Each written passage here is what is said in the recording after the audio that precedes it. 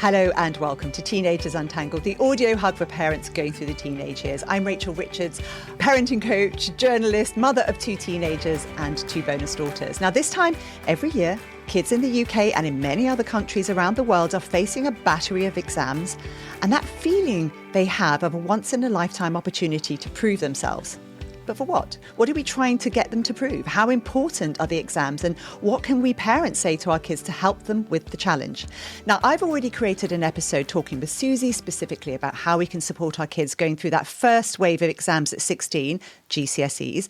I have 4 daughters who've been through the system, and Phoebe is currently gearing up to take her A-levels. So I've seen this a lot. Now, today we're joined by the brilliant journalist, Jenny Anderson, who writes extensively about education, the attention economy, learning science, technology, you name it.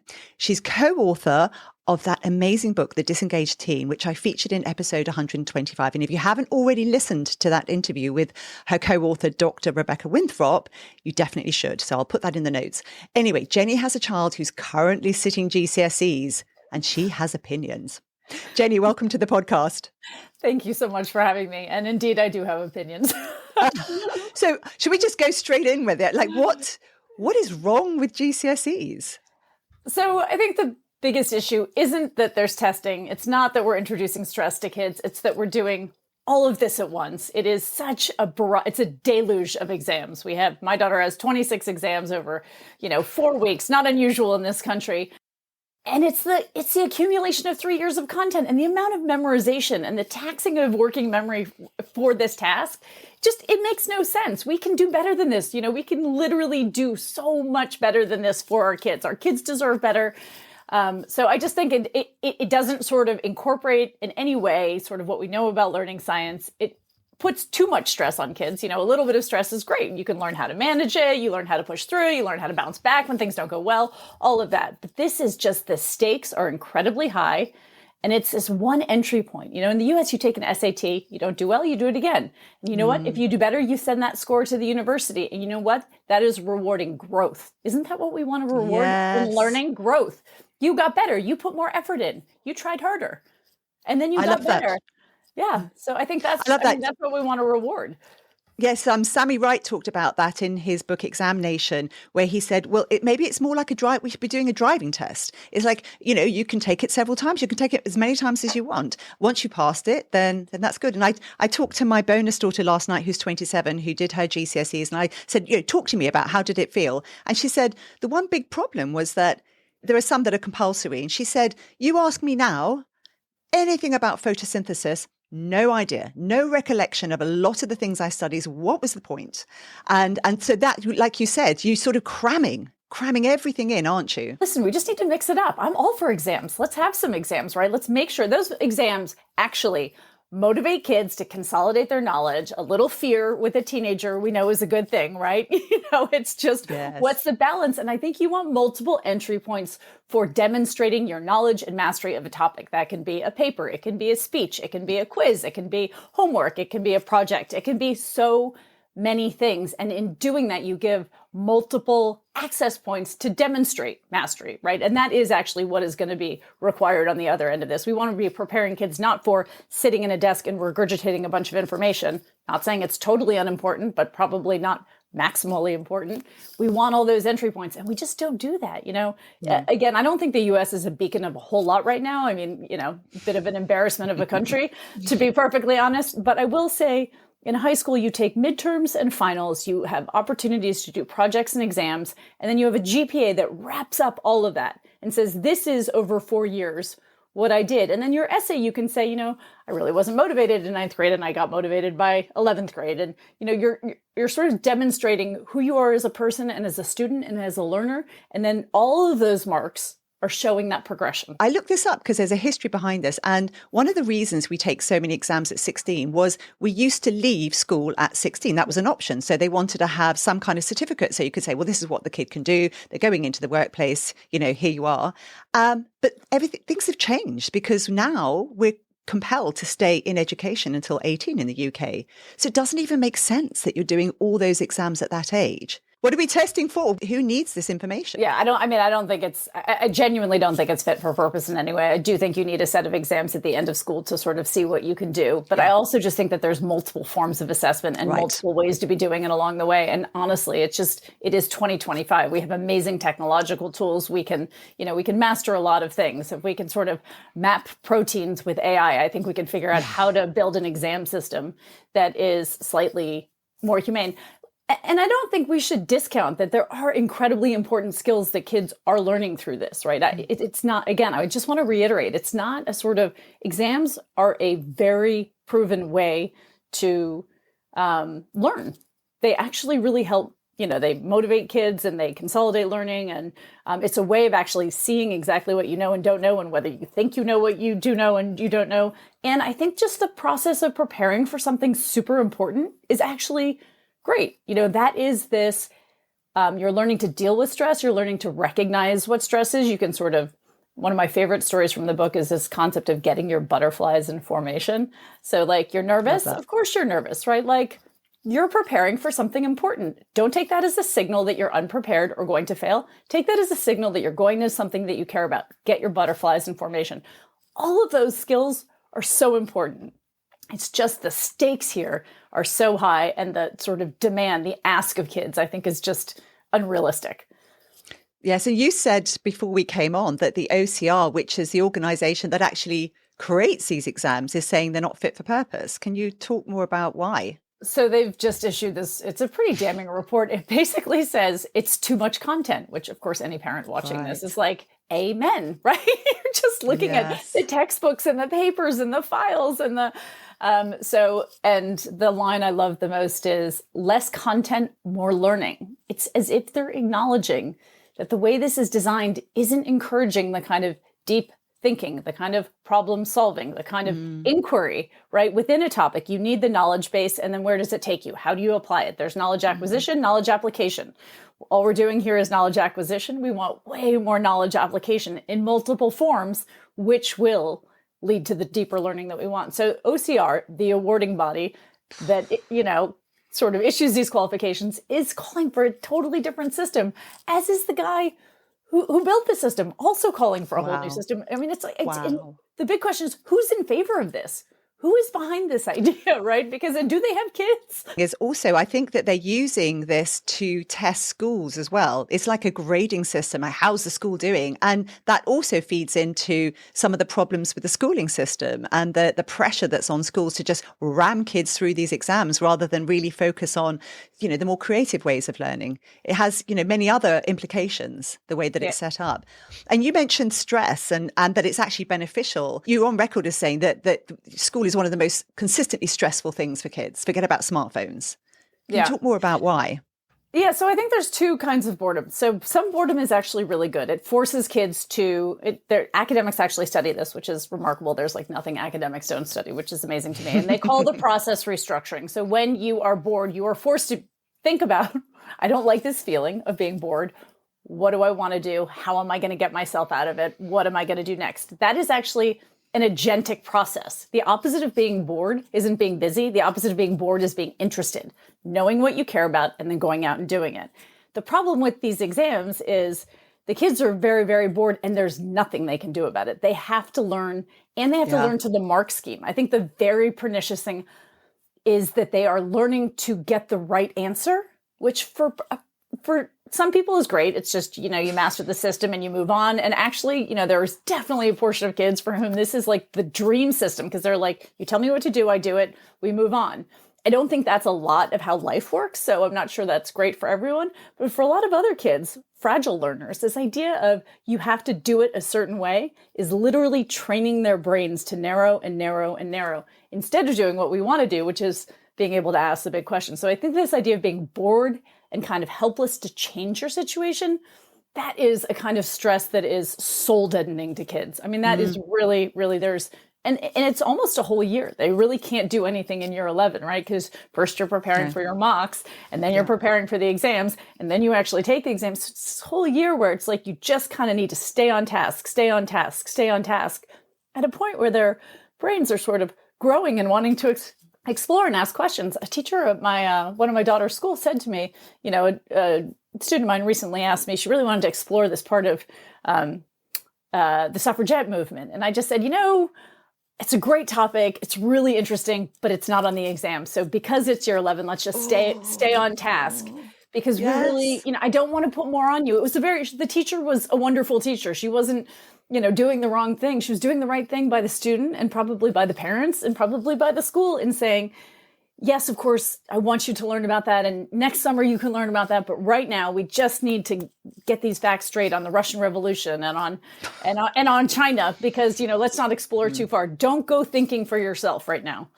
And of course that, I would think, plays into them then wanting to be on their phones, because at least there you get a quick, easy exploration without having to work too hard, and they get the chance to feel like their brain's free, even though it isn't.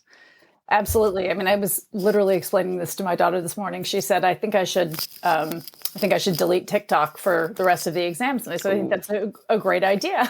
I'm all for it.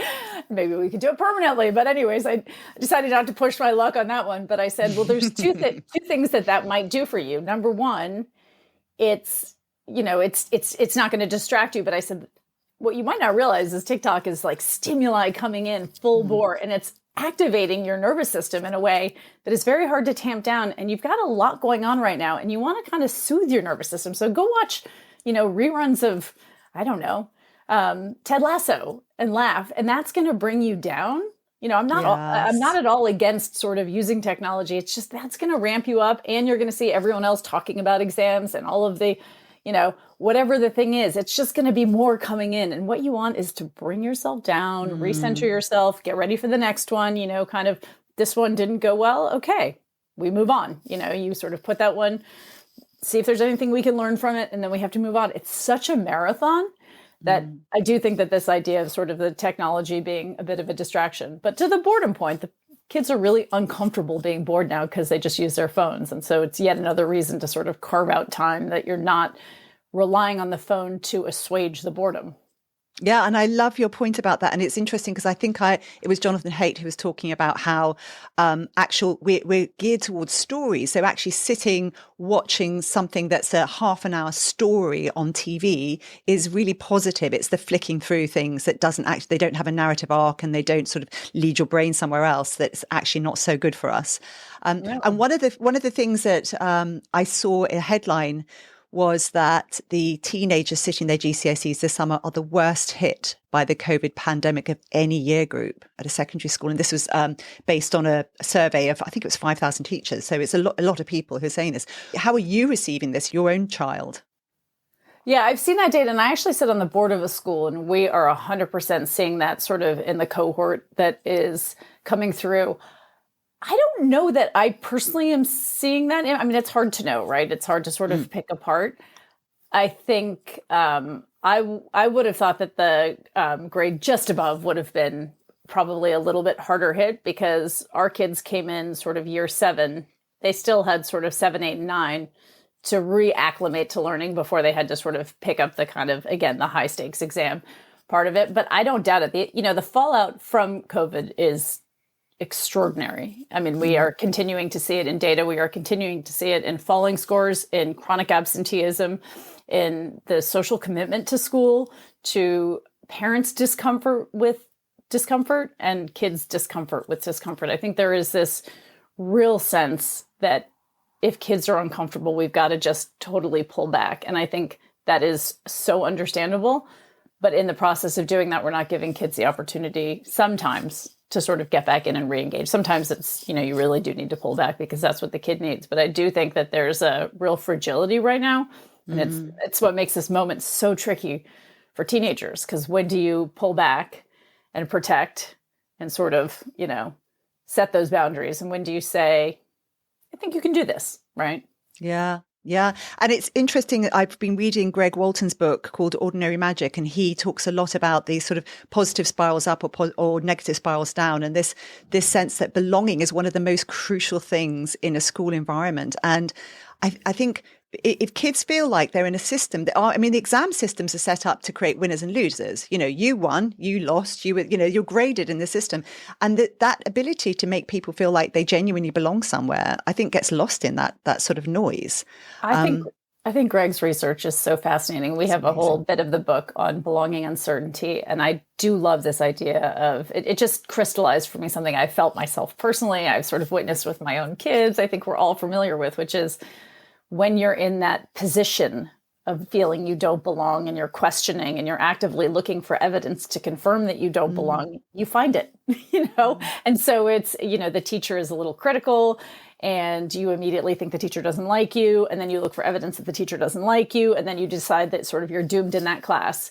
And that's kind of your mindset toward it, versus when you're in a sort of better position and you are going to give, the teacher makes a critical comment, you give them the benefit of the doubt. Like they're being tough on me because they know I can do better. I mean, think of the difference in that framing and where that takes you. So, and exactly, exams are doing precisely the opposite. I mean, at some point, you do have to kind of measure whether you've learned it or you haven't, but it doesn't have to be in this sort of sorting, like perniciously sorting way. The fact that we tell a third of kids in the UK that they are failures at age 16 is just honestly, it's mind-blowing to me. It's mind-blowing. It is shameful.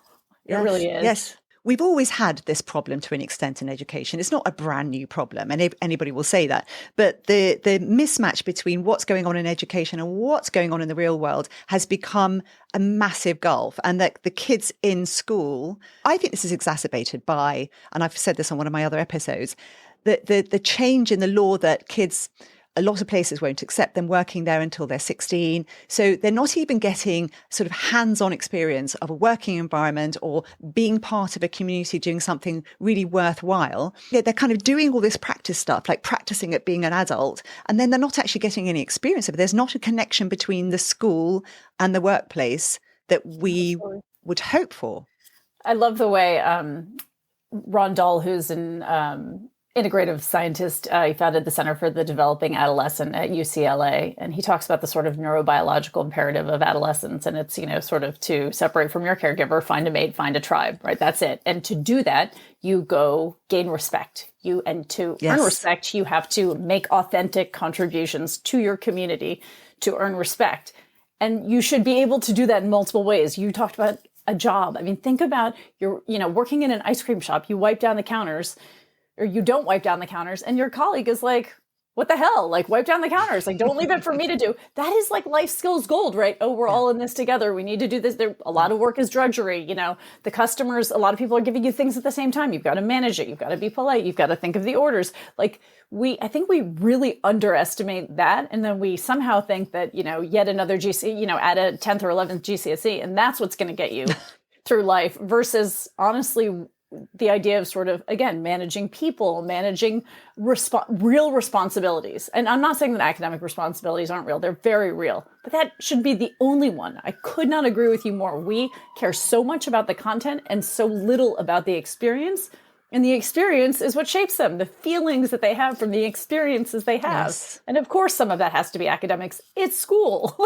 No one's going to contest that. But we have absolutely lost the plot on the balance there, right? It is so academic focused, so little on experience and integration and experimentation in the real world, and doing things that you mess up at, and you can pick up yourself and dust yourself off and move on.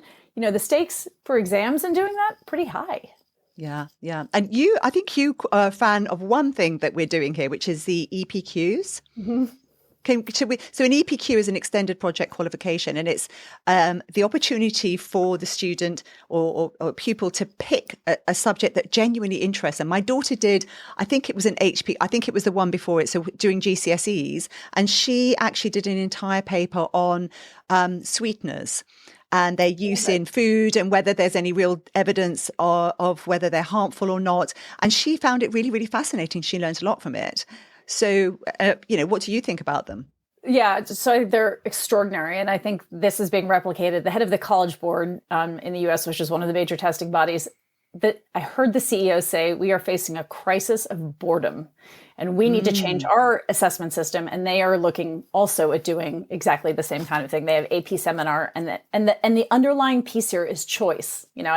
I'm sure Rebecca talked about this in the podcast, but the number one thing to build agentic learning, which is honestly the best kind of learning you can have, which is where you're motivated and you achieve and you perform.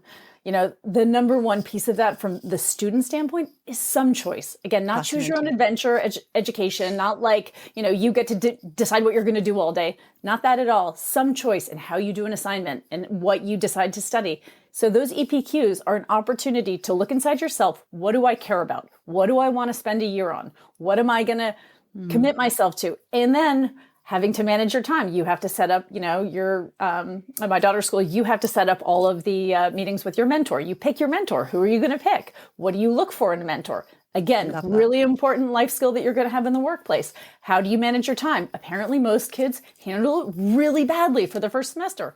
Awesome. Amazing. Just what you need to learn that you need to do better. And then you have another semester to do better, right? That is just another term to do better, or 2 terms.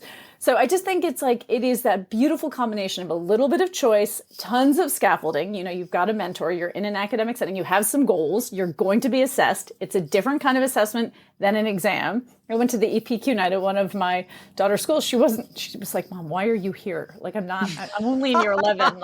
This is so embarrassing. And I was like, I just want to see what they're doing. And to listen to some of the kids talk about their projects, they were animated, they were excited. They could tell you why they did the thing they did. I always ask, what was the biggest obstacle you faced? And they loved that question. They were like, well, I changed my mind halfway through. I couldn't find the research. I couldn't do the thing. They had so many problems. And then, of course, the follow-up question is, what did you do about it? And that to me is they're learning content. They are actually learning research skills, which will be so useful if they go on to university, right? Sort of where do you find deeper research? How can you triangulate different kinds of research? So I just love that piece of it. And I think that balance of that and some sort of, it's going to be harder to do that in a maths class. I get that, so you can do some of both.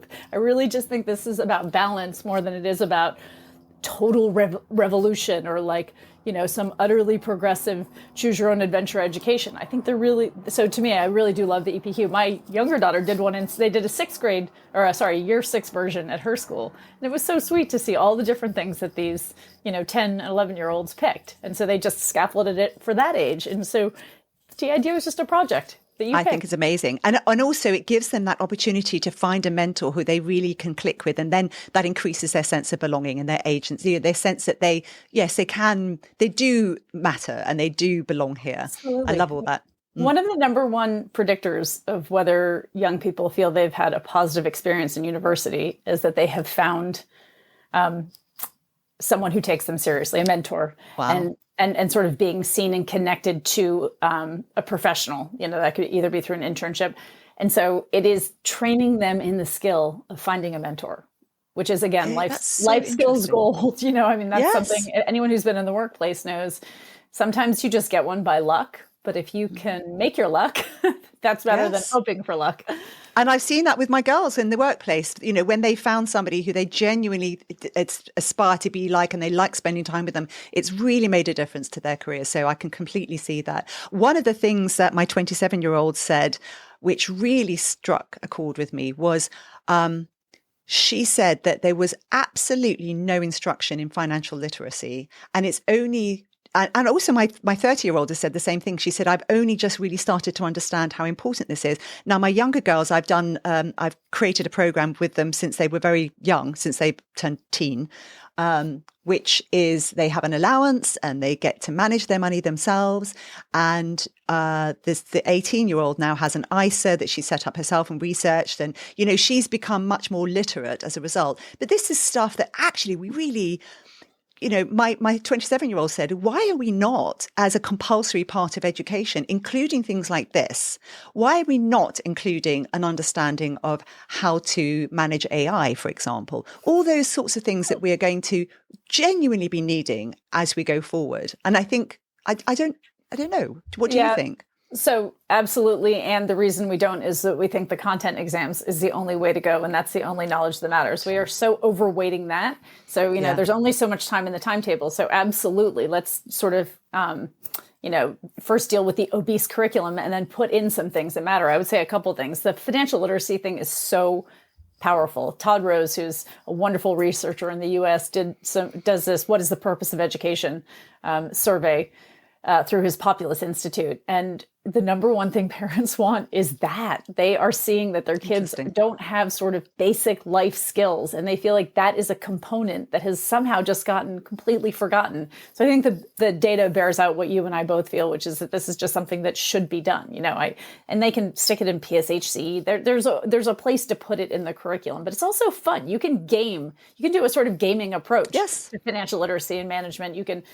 I think the AI piece is trickier and even more important, because if kids don't learn how to manage AI will use them, just like social media has, they are the product. And so I think there are some really interesting efforts. I'm actually part of one right now with Lord Jim Knight and a few other people to try to think about how to get useful AI literacy, into media literacy, into a much more experiential learning format. So I think we just have to find, it's not just the thing they need to learn. It's not another content subject. First of all, generative AI, you have to play with. So we need to find ways in the timetable for kids to be doing things, experimenting with things in a scaffolded, sort of supported environment so that they learn exactly what the AI is doing, what it can and can't do, and how they're going to need to be able to use it. If they don't have that skill, they really will be at the mercy of it. And that is not what we want for our kids. Obviously, as parents, we don't have much control over this stuff. We can lobby our government, we can make choices based on that. But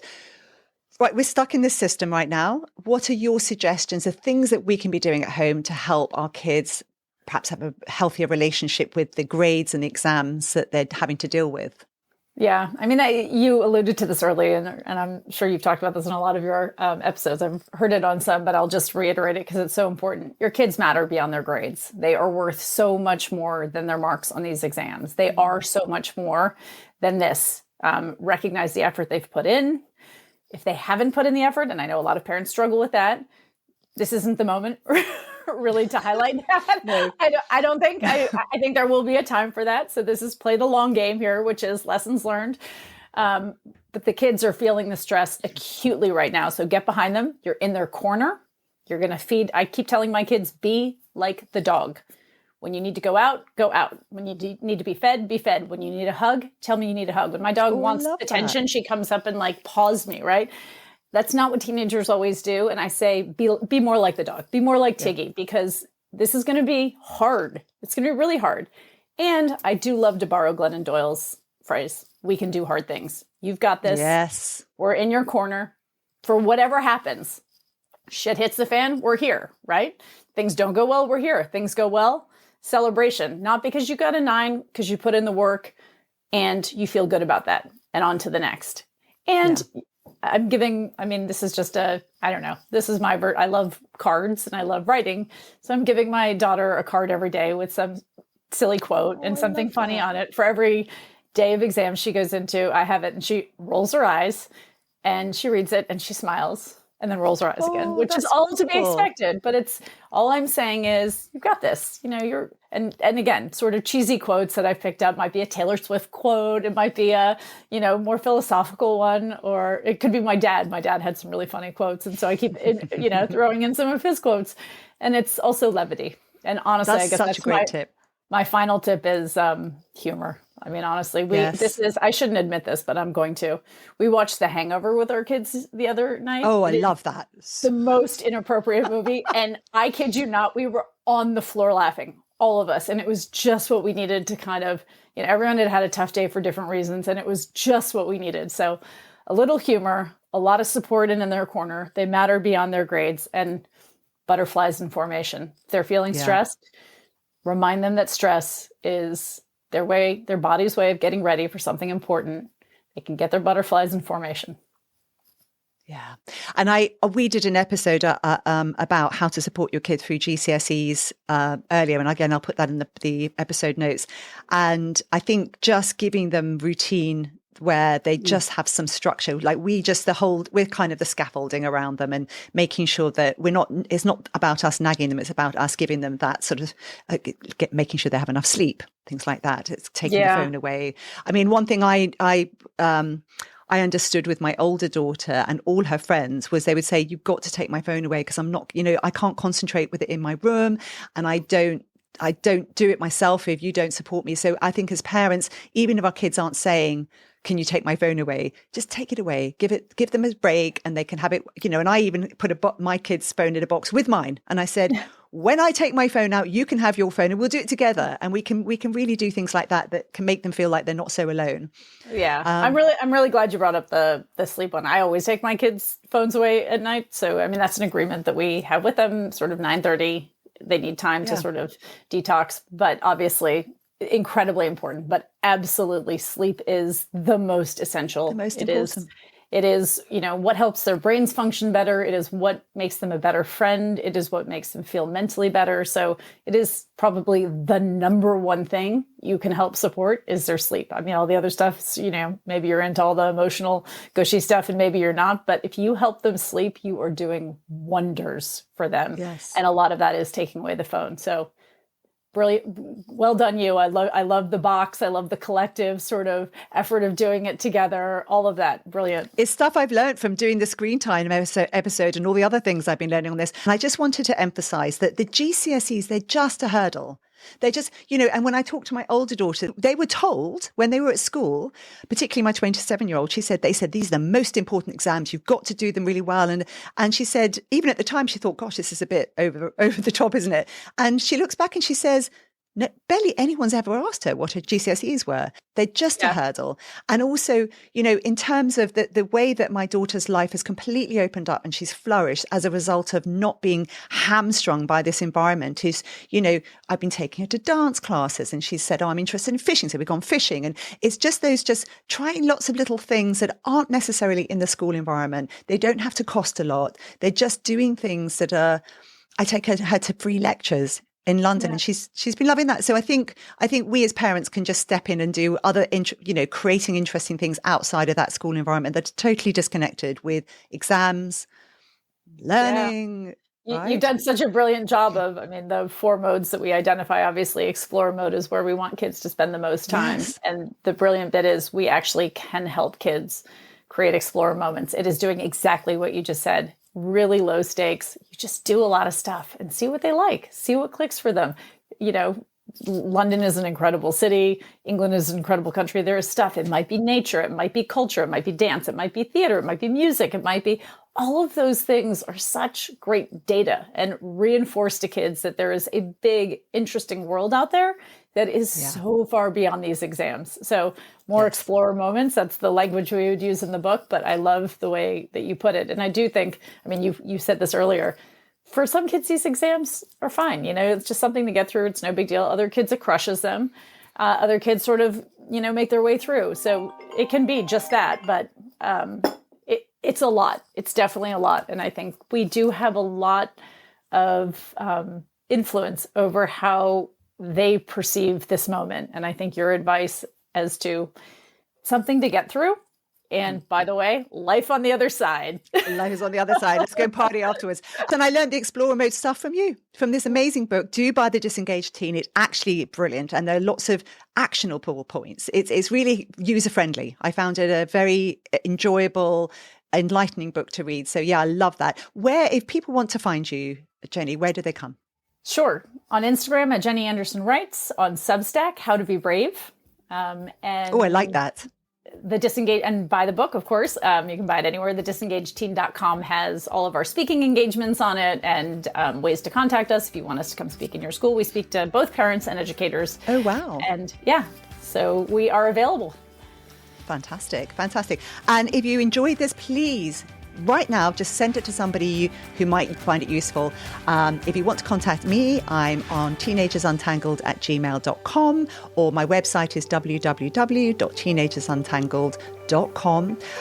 That's it for now. Have a great week. Thanks for having me.